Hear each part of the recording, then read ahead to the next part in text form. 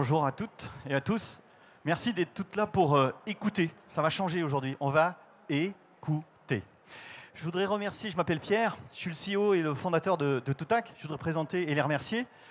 Clémence Bouzou, qui est Group Talent et Learning Manager de Clarins. Et puis Olivier Blanchard, qui est directeur commercial d'Ecity et qui ont accepté de venir de témoigner de comment ça a fonctionné le podcast. Et puis, à côté de moi, il y a Lisa Guarinos, qui est l'ingénieure du son de Toutac, et elle va avoir une grande part d'explication de comment on fait un podcast. On a deux parties dans cette présentation. La deuxième partie, vous pourrez entendre les témoignages de Olivier et Clémence. Dans la première partie, j'aimerais que vous représentiez le moment où vous allez créer un parcours de formation. Qu'est-ce que vous faites? Vous allez commencer par vous dire, je vais faire du présentiel. Je pense que c'est essentiel. L'expérimentation par le présentiel reste quelque chose d'essentiel. Mais au moment où vous vous dites « Ah, je veux faire du volume en asynchrone, en distance, de manière précise et cohérente, vous pensez e-learning. » Et nous, on vous dit « Pensez podcast learning ». On se présente comme une alternative au e-learning. Et ce que je vous propose, c'est de tout de suite, dans cette première partie, comprendre ce qu'apporte le son à la pédagogie. Pour cela, je vais demander à Lisa de nous expliquer pourquoi elle a choisi et quel est l'extrait qu'on va entendre pour commencer. Alors, j'ai créé ce podcast pour vous faire écouter la puissance de la voix. Donc pour vous montrer qu'avec un texte, une voix, on peut avoir deux interprétations et deux lectures complètement différentes. Donc on va retrouver Monsieur Lambert, qui est professeur d'histoire géo et qui étudie avec ses élèves les grandes découvertes. Écoutons attentivement.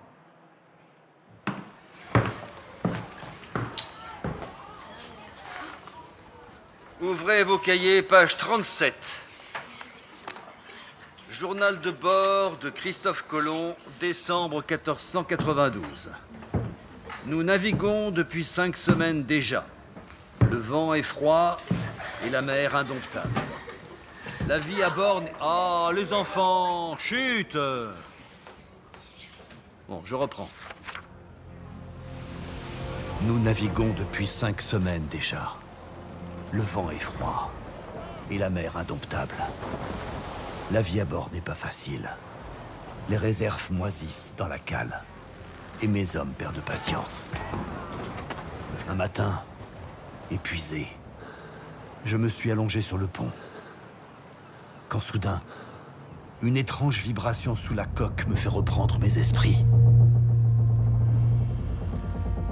Une baleine qui navigue vers le couchant. Signe que la terre est proche.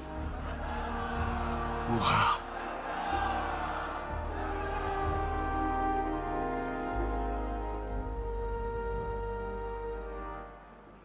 Voilà.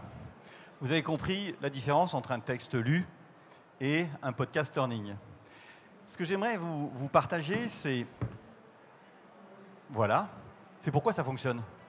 Pourquoi ça fonctionne? Ça fonctionne parce que je vous ai observé. Ben, vous étiez concentrés. L'audio, ça permet une concentration exceptionnelle.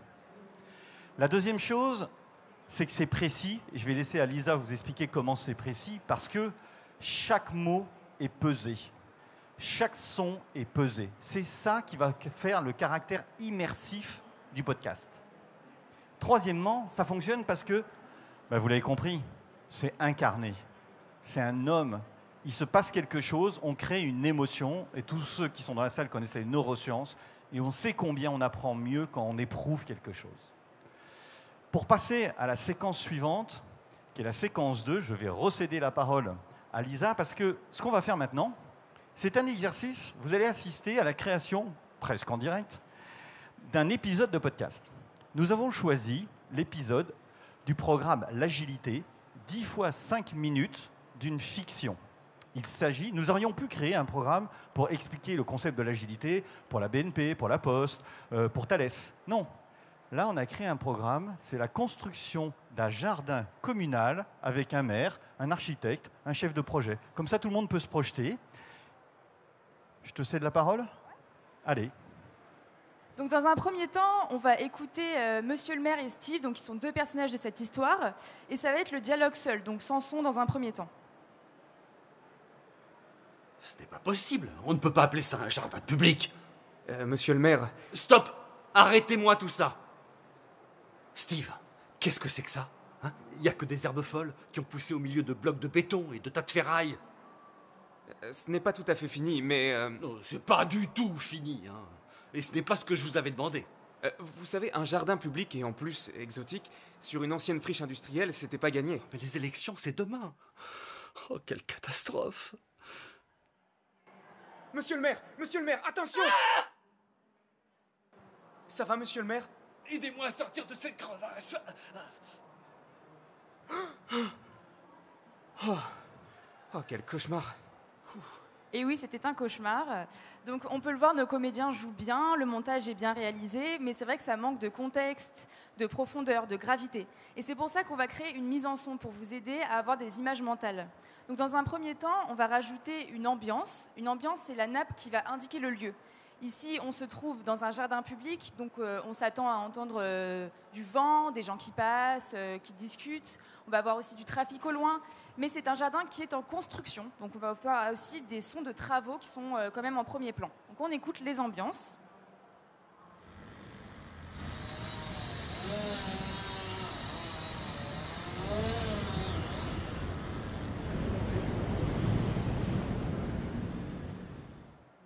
Voilà, dans un deuxième temps, on va rajouter les bruitages. Les bruitages, c'est la reconstitution des sons, des actions de notre quotidien. Donc par exemple, les bruits de pas, les bruits de vêtements, tous ces sons qu'on va pouvoir enregistrer par nous-mêmes.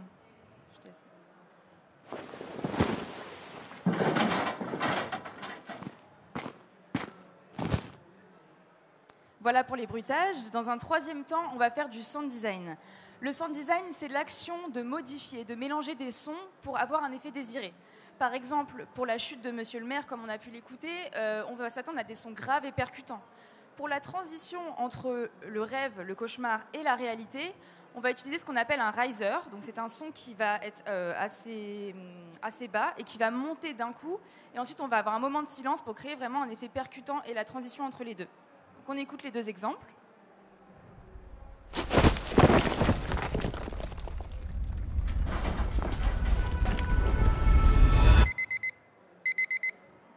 Avec le petit son de l'ambulance qui rajoute pareil de la gravité. Et enfin, la musique, une étape très importante qui va renforcer les émotions et créer une atmosphère. Ici, la musique est plutôt en arrière-plan. Elle va renforcer l'angoisse du cauchemar et on l'appelle ici un drone.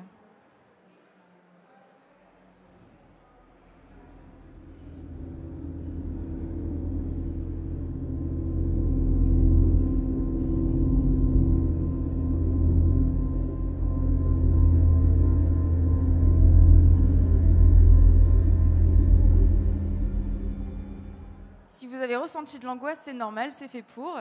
Et voilà, donc une fois tous ces sons mélangés, mixés et masterisés pour pouvoir les poster sur les plateformes, voici le résultat final. Ce n'est pas possible. On ne peut pas appeler ça un jardin public. Monsieur le maire... Stop! Arrêtez-moi tout ça! Steve, qu'est-ce que c'est que ça? Il n'y a que des herbes folles qui ont poussé au milieu de blocs de béton et de tas de ferraille. Ce n'est pas tout à fait fini, mais... Non, c'est pas du tout fini, hein. Et ce n'est pas ce que je vous avais demandé. Vous savez, un jardin public et en plus exotique, sur une ancienne friche industrielle, c'était pas gagné. Mais les élections, c'est demain. Oh, quelle catastrophe. Monsieur le maire, attention! Ça va, monsieur le maire? Aidez-moi à sortir de cette crevasse. Oh, quel cauchemar. Le jardin de l'agilité. Épisode 1. L'état d'esprit agile. Bon, on sourit parce qu'on se marre. Je vais vous dire, on adore ce qu'on fait. Faire des sons, raconter des histoires à partir de vos objectifs pédagogiques, c'est vraiment un plaisir. Mais si on regarde des choses aussi sérieusement, j'aimerais vous partager quel est le bénéfice pour les apprenants. Le premier bénéfice, c'est tout simplement que vous vous êtes créé une image mentale. Quand vous avez écouté Christophe Colomb, quand vous écoutez Les Jardins, vous êtes dans une image mentale que vous vous créez, que vous rentrez dans votre cerveau. Et quand après, vous allez vous trouver en situation, cette image que vous avez créée, vous allez vous en souvenir. C'est une des premières choses qui fonctionne. La deuxième, je vais vous expliquer dans quel cadre. Donc ce programme a été acheté par La Poste, un programme sur étagère qui est disponible. Il a été mis en place par La Poste. Il y avait un tronc commun de présentiel de 3 jours. 3 jours avant, tous les apprenants recevaient un mail avec les 7 épisodes à écouter. Ils les ont bingés, c'est-à-dire qu'ils les ont tous écoutés. Et pendant les 3 jours de présentiel, ils n'arrêtaient pas de faire référence au programme de sensibilisation en amont. Une fois les 3 jours finis, une semaine après, on leur a envoyé 14 épisodes de narration. C'est-à-dire, dans la méthode agile, il y a des choses très techniques. Comment on choisit une équipe? Qu'est-ce que c'est qu'un partenaire? Comment définit-on un objectif agile? Eh bien, vous savez souvent, quand vous créez vos programmes de formation, il y a un décalage d'1 semaine, d'1 mois, de 6 mois, 1 an entre la réalité de la formation et la mise en œuvre. Eh bien là, ils écoutent les programmes, les épisodes qui correspondent au moment où ils se trouvent dans leurs besoins. Et la seule remarque négative qu'on a eue, c'est « oui, mais à la fin, ils ne se marient pas ». Alors, ça vous explique simplement qu'on raconte des histoires et c'est ce qui fonctionne. Deuxième exemple, c'est la cybersécurité. C'est un programme qu'on a fait avec Orange. Alors Orange, ils ont des centaines de programmes, vous imaginez bien, et on l'a fait avec le cybercampus d'Orange. Donc, au lieu de vous expliquer qu'il ne faut pas écrire votre mot de passe sur votre ordinateur, on a écrit une histoire qui est le hacking de l'hôtel Continental, acheté pour 88 000 salariés chez Orange. Qu'est-ce qu'on a comme retour? En fait, la courbe d'écoute n'a pas du tout été habituelle par rapport au e-learning d'Orange. C'est-à-dire que les gens, ils ont écouté 30 secondes, ils sont partis, ou ils ont écouté tous les épisodes. Parce que c'est une histoire. Et quand vous êtes dans de la sécurité routière, dont on va parler avec Olivier, on a besoin de renouveler. Et là, on casse les codes, on fait rentrer dans une histoire. Enfin, c'est juste pour vous dire que nos taux moyens de complétion des programmes, c'est 97%. Nous allons maintenant écouter Clémence et Olivier. Je voulais aussi vous dire qu'en fonction de vos objectifs pédagogiques, on ne va pas répondre à 100% avec de la fiction. Ça peut être de la fiction, ou une narration, ou une masterclass, ou des interviews, toujours très soignées, bien sûr.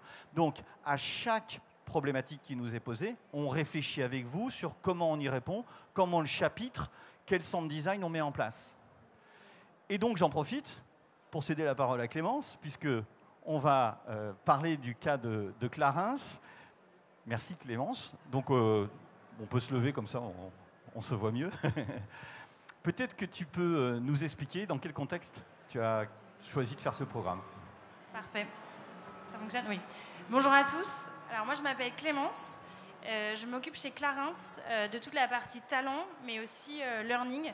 Donc nous, Clarins, vous nous connaissez sûrement par nos produits, enfin j'espère, sinon je vous invite à en commander, ils sont d'une super efficacité. Et nous, notre problématique, c'est qu'on venait de changer notre outil de performance. Donc on a écouté nos collaborateurs, on a fait une grande enquête et on s'est rendu compte que la façon dont on évaluait la performance chez Clarins, c'était pas très moderne. Et surtout, nos collaborateurs trouvaient ça pas très fair, parce que c'était hyper classique, une fois par an. Donc on a totalement remis ce processus à plat. Et en le remettant à plat, on s'est rendu compte que ce nouveau process, ce n'était pas tellement une histoire de process ou d'outils, mais c'était une histoire de culture managériale. Et ça, faire changer une culture managériale, on s'est dit, qu'est-ce qu'on fait? On forme tous nos managers, on les met dans une classe, et on leur dit, voilà les bonnes pratiques et merci de changer. On les évalue par rapport à leur comportement, comment on fait? Et on s'est dit, nous, on veut, chez Clarins, que ce soit incarné. Nos valeurs, c'est vraiment la proximité, c'est cette authenticité. Et du coup, on s'est dit, en fait, on a construit ce programme, ce parcours avec eux, et on veut finalement que ce soit eux qui parlent de ce nouveau processus et de cette évaluation de la performance. Et du coup, le meilleur outil pour nous, c'était d'utiliser le podcast, c'était de partir de témoignages concrets de nos managers qui puissent parler de leur vie et dire, moi, manager dans tel pays, moi, manager dans tel BU, voilà ce que je vis avec mes collaborateurs, voilà ce que j'ai testé, et voilà comment j'ai envie de faire mieux, en tout cas, voilà ce que je voudrais vous partager. Et du coup, on a lancé avec Pierre une série de podcasts sur différents thèmes. Et on a mixé plusieurs choses. Peut-être que tu veux passer l'extrait avant. Bon, on va passer l'extrait, sachant qu'à chaque fois, au début, il y a une narration qui donne le point de vue de ton point de vue, le point de vue de Clarins sur un sujet. Et qui introduit l'interview. Ça nous semblait important. C'est qu'on part du réel, c'est-à-dire que nous, quand on prépare le podcast avec un manager, on va définir la thématique sur laquelle il se sent à l'aise. Donc il va pouvoir témoigner, par exemple, de la façon de donner du feedback, la façon d'avoir du courage pour expliquer à un collaborateur que sa performance n'est peut-être pas au bon niveau. Donc lui va vraiment travailler sur des exemples concrets. Ensuite, il va discuter avec Pierre et ce sera le sujet de l'interview. Mais en introduction, pour pas que ce soit trop abrupt et trop intimidant pour notre manager, on a à chaque fois créé 2-3 minutes d'introduction dans lequel on explique finalement un peu cette philosophie et cette culture commune qu'on veut donner. Et du coup, on introduit le thème et ensuite le manager n'a plus qu'à donner sa version du thème qu'on a choisi. Liza, go. Les bips, c'est Do you Clarins. hear that noise? That's time ticking away. Sometimes up to 365 days between 2 performance campaigns. I'll leave you for 4 ticks to think about these last few months and to remember where you stand in the achievement of your objectives, your missions. Tick, tock, tick, tock. Do you have everything in mind? Let's meet Financial Director for the group, and listen to him share his experience as a manager. He is interviewed by Pierre, podcast author and expert in podcast learning. Voices. Voices. Find yours. Hi, Jean-Marie. Hello, Pierre. How are you today? Well, quite good. The sky is blue. The sun is coming up to shine all day long, so it's going to be a nice day. Great. Could you introduce Voilà. yourself? Donc les bips, c'est parce qu'on masque systématiquement les marques et les noms des personnes. Qu'est-ce que tu en retires de cette expérience, Clémence? Alors, c'était la première fois qu'on lançait un podcast et on en a eu des super retours parce que nos managers, comme partout, n'ont pas le temps. Et ils nous disent, j'ai enfin un format qui est on the go. Donc, je suis en déplacement entre 2 meetings, je suis dans ma voiture, je l'écoute et finalement, c'est hyper intéressant. Au départ, ils étaient un peu dubitatifs en disant, savoir que Jean-Michel, dans tel pays, va me parler de ce qu'il fait avec son équipe, je ne sais pas ce que ça va m'apporter moi. Et en fait, ils se rendent compte qu'ils partagent la même chose et qu'ils ont des bonnes pratiques qui peuvent se partager. Et ce format, finalement, c'est des podcasts qui sont assez longs parce que nous, on est sur un format de 10-15 minutes selon les épisodes. Et en fait, ça s'écoute très facilement parce que grâce au montage, donc aux équipes de Pierre, et je salue leur professionnalisme, Merci. on est rythmé par la musique, par les questions, par cette introduction qui nous a mis dans un univers et du coup, on est concentré. Et du coup, c'est un format qui plaît beaucoup et qui crée ensuite beaucoup plus un sentiment de communauté. C'est-à-dire que je fais partie d'une communauté de managers et je me sens moins seule. En tout cas, je vois qu'on a la même difficulté, que le feedback, par exemple, c'est pas facile. Et le podcast nous rend ce côté très authentique d'un sujet qui, venant des RH, quand on dit « s'il vous plaît, il faut donner du feedback », une formation, ça a un petit côté un peu scolaire et un peu théorique. Là, on part de la pratique et donc j'ai envie d'essayer en tout cas, parce que ça a l'air faisable. Merci beaucoup. Et je peux témoigner, par exemple, j'ai fait les interviews, c'est assez rare, je ne fais pas les interviews, mais en l'occurrence, là, c'est moi qui les ai faites. Donc j'ai interviewé le directeur marketing, c'était de Singapour, si je me souviens. Oui, Et c'était sur le feedback. Et c'était passionnant, parce qu'on lui dit, mais c'est quoi ton expérience du feedback? Mais il a commencé par dire, c'est un problème en Asie, l'expérience du feedback, si vous voulez. Parce que faire une restitution à votre patron, c'est pas simple. Et donc il explique comment il s'y prend. Et donc ça a une valeur importante de partage. Merci beaucoup, Clémence. On va passer les paroles à Olivier. Merci Olivier. Est-ce que tu peux nous raconter dans quel contexte? Alors là, on est sur un programme totalement différent. Il s'agit d'un programme de sécurité routière. Je te cède la parole. Exactement. Alors, il y a de ça maintenant 1 an et demi. Vous m'entendez bien? Ouais. 1 an et demi, on s'est posé la question, donc on était juste en post-Covid et j'avais un vrai besoin de former l'ensemble des équipes de vente qui sont donc itinérants à une formation de sécurité routière. Donc il y avait différentes formations qui existaient. Et en sortant du Covid, on s'est dit, qu'est-ce qui pourrait être un petit peu novateur? Et donc en discutant avec Pierre, on s'est dit, le podcast est vraisemblablement une manière de pouvoir travailler ce point-là de manière tout à fait innovante, différente et particulièrement adaptée à une population itinérante. On va lancer un exemple. C'est un extrait de l'épisode de fiction sur la vitesse.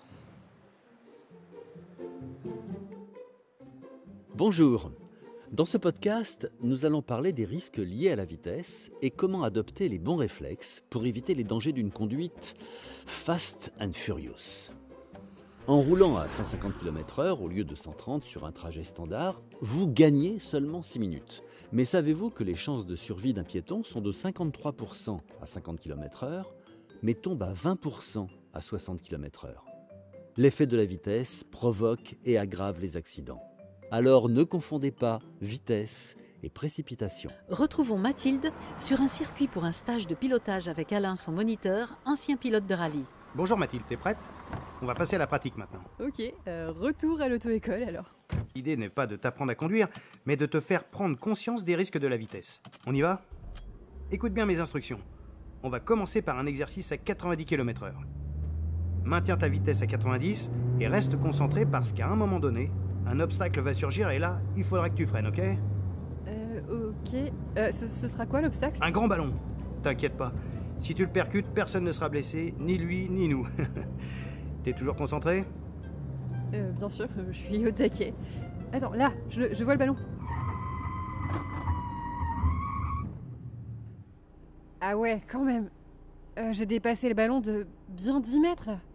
Mais pourtant, j'ai freiné dès que je l'ai vu. Je sais. T'as réagi dans les temps, sauf qu'à 90 km/h, il te faut 70 mètres pour freiner. Mais c'est énorme, 70 mètres. Et oui, Mathilde a raison, c'est énorme 70 mètres. Donc là, on est dans un format qui mélange la narration et la fiction pour que ce soit immersif et que les personnes rentrent dedans. Olivier, tu peux nous expliquer comment vous l'avez déployé? Hop, on passe... Tout à fait. Alors en attendant le slide, je vais commencer à expliquer. C'est relativement simple. Il y avait 10 scénarios de 5 minutes, donc on est sur un temps cumulé qui est relativement court. Et on a décidé d'abord d'impliquer la communauté des managers. Donc on est sur une équipe d'une petite dizaine de managers à qui on a fait écouter l'intégralité du programme en insistant sur l'importance également de motiver leurs équipes à en faire autant. Et 2 semaines plus tard, comme vous le voyez à l'écran, sur des périodes qui étaient bien données, les équipes de commerciaux avaient pour mission de devoir écouter des podcasts. On se parle encore une fois de 5 minutes et c'est quelque chose, évidemment, qu'on lance avant de commencer à conduire, mais on peut tout à fait l'écouter comme on écoute la radio dans sa voiture. Et puis, on a également, il y avait des phases de questions également qui ont été... de validation des acquis. Voilà, de validation des acquis pour s'assurer que ce soit une écoute active. Et puis l'avantage du podcast, c'est qu'on peut le réécouter de temps à autre, avec les résultats qui sont ceux qu'on va voir après. C'est-à-dire qu'on a eu plutôt de très bons résultats. Et avant de commenter les résultats, je pense que ce qui est vraiment important, et j'espère que vous l'avez ressenti dans la salle, malgré le niveau sonore qui est quand même assez intense, et je trouve pour écouter du son, c'est pas forcément le meilleur environnement, mais on joue vraiment sur la corde émotion et on arrive réellement à se projeter. Donc pour moi, le support de formation et les feedbacks ont été très positifs dans ce sens. Et chez nous, on a eu donc plus de 700 écoutes en 2 mois avec finalement l'intégralité des équipes qui ont participé au programme et répondu aux questionnaires qui étaient associés. Bah écoute, merci beaucoup. Est-ce que tu peux nous dire finalement, est-ce que tu as eu des difficultés dans le lancement ou finalement ça a été adopté facilement? Non, de manière assez paradoxale. J'avais peut-être des craintes au départ et ça a été adopté plutôt très facilement et les feedbacks, comme je le disais, ont été positifs. C'est assez, non pas novateur, parce que le podcast, on le connaît tous. Sur de la formation, je pense que ça l'était. En tout cas, il y a 1 an et demi, quand on le faisait, ça a été perçu comme une vraie innovation. Merci beaucoup, Merci Olivier. On va prendre quelques questions, mais je voudrais conclure avec 4 points, et puis on prendra quelques questions. Alors bon, vous pouvez nous retrouver au stand V72 pour poser toutes vos questions, c'est tout au bout à gauche. 4 points. Premièrement, le podcast learning, ça pollue 20 fois à 100 fois moins qu'un programme de e-learning avec de la vidéo. Deuxièmement, on a aujourd'hui une trentaine de clients, on touche toutes les cibles, que ce soit des membres du COMEX, des ouvriers sur un chantier, des banquiers dans leurs agences. Finalement, on touche tout le monde. Mais on s'est fait une mission aussi, c'est toucher les gens qui sont très loin de la formation. Il y a 7% d'illettrés dans les sociétés françaises. Et on pense que c'est aussi un moyen de toucher des populations qu'on ne touche pas facilement aujourd'hui en termes de formation. Le troisièmement, c'est tout simplement, on fait du podcast sur mesure et on fait du podcast sur étagère. Le podcast sur étagère, vous allez avoir la possibilité de tester assez facilement les programmes avec un coût, un rapport bénéfice-coût qui est très intéressant. En revanche, si vous avez une problématique spéciale, et je vous promets, on a des problématiques entre l'onboarding de tous les managers de Chanel et la formation des banquiers engagés de la BNP, on touche vraiment à des choses incroyables, mais on peut faire des choses en fonction de vos objectifs. On va traiter des chapitres, on va voir les descriptions, on va faire appel à nos scénaristes et aux acteurs, et tout ça, on va le faire avec vous. Le point suivant, c'est de dire... Et finalement, vous avez ici, je ne sais pas, 500 sociétés qui vous parlent d'innovation. Moi, je voulais dire, on n'a rien inventé. On n'innove pas du tout. Ça fait 2000 ans que notre société elle existe. Parce qu'on ne fait que utiliser le moyen le plus ancien, le plus extraordinaire de transmettre du savoir et du savoir-faire, c'est-à-dire notre voix. On met un peu de sound design, merci Lisa, merci Frédéric et toute l'équipe, mais au fond, on transmet du savoir par de l'émotion, par de la précision et grâce aux acteurs. Merci beaucoup de votre attention. On va prendre une ou deux questions. Merci à tous. J'ai vu la question. Est-ce que, très brièvement, on a une question ou deux? Monsieur. Alors, monsieur, mais très brièvement, parce qu'après, on file tous. Ouais, une anecdote, je suis passé à la librairie juste avant, je leur ai demandé est-ce que vous aviez des livres, est-ce que vous avez des livres en audio, il n'y en a pas. Oui. Donc j'espère qu'il y en aura l'année prochaine. Tout ça pour vous dire qu'il y a un public aussi que vous touchez, c'est les personnes comme moi qui sont malvoyantes ou non-voyantes. Et là, le podcast est parfaitement adapté. Et donc la question c'est, est-ce que vos collaborateurs vous ont commandé la saison 2 ou militent pour avoir les saisons 2 de ce qu'on a entendu? Merci. Rapidement, ils ne l'ont pas forcément commandé, néanmoins on y pense, on y travaille et enfin, moi je suis personnellement convaincu en effet de la force de l'outil pour l'ensemble des employés, y compris en effet des personnes dans votre cas pour qui c'est parfaitement adapté, évidemment. Mais on a eu la question chez Orange, et c'est quoi la suite de l'histoire de l'attaque du Grand Hôtel? Voilà. Merci à tous, excellent. Merci. Merci. Stand de V72 pour poursuivre la conversation.